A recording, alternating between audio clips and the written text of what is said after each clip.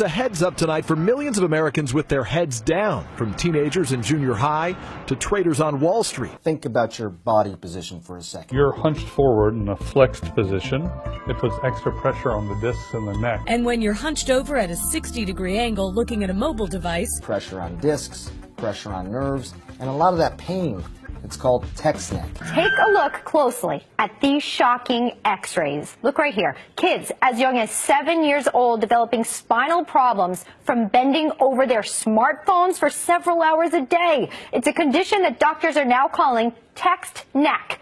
The human head weighs about 10 pounds to 12 pounds. Bending it apparently can raise that to the equivalent of 60 pounds on the weight of your neck. For a 7-year-old, that's like carrying around another 7-year-old on his neck. So text necks can cause muscle strain, pinched nerves, herniated discs, headache, anxiety, depression, and even heart rate and blood pressure are affected. So what can we do to prevent this condition in our kids and ourselves? Here with some important tips, Dr. Kelly Starrett, a physical therapy and co-founder of Mobility WOD, author of The Supple Leopard, joins us now at Fox & Friends. Okay, Dr. Kelly Starrett, what are we going to do about text neck? The x-ray, the proof is in it.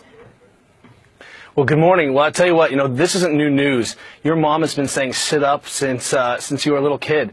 The idea, though, is that we don't have a basic set of software to run this mechanical hardware.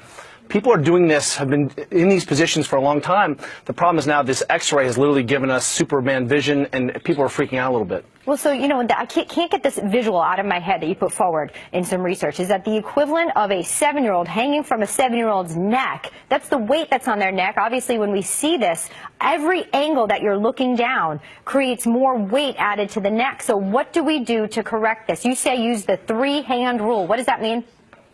That's right. If you took your belt buckle and the bottom of your rib cage and one more at your hand, and if you were standing up, your head is in a pretty good position here, and that sets a relationship between these 3 big body parts and your spinal position.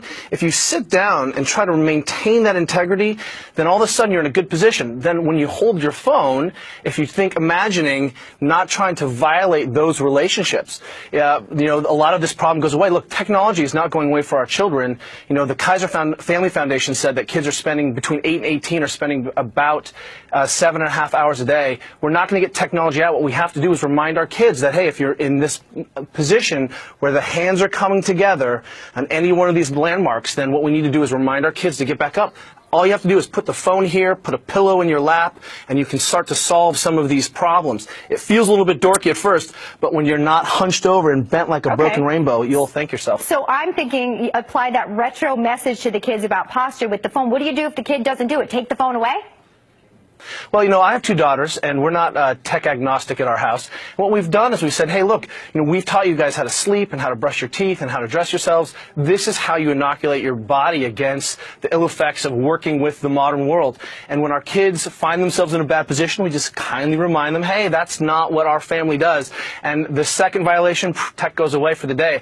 The third time the kid gets the phone back, boy, they are in immaculate positions. Okay, so you say 3-hand rule, text correct when they're doing, I'll use my iPad as an example, up here. Does that get your approval, Dr. Kelly Starrett? That's exactly right. If you imagine just rolling your shoulders back and bring it to your face, you're set. All right, so I was a little off indeed. I'll work on this so I don't get text neck. That x-ray scared the daylights out of me. Dr. Kelly Starrett, thank you for your tips today to keep our kids safe and us as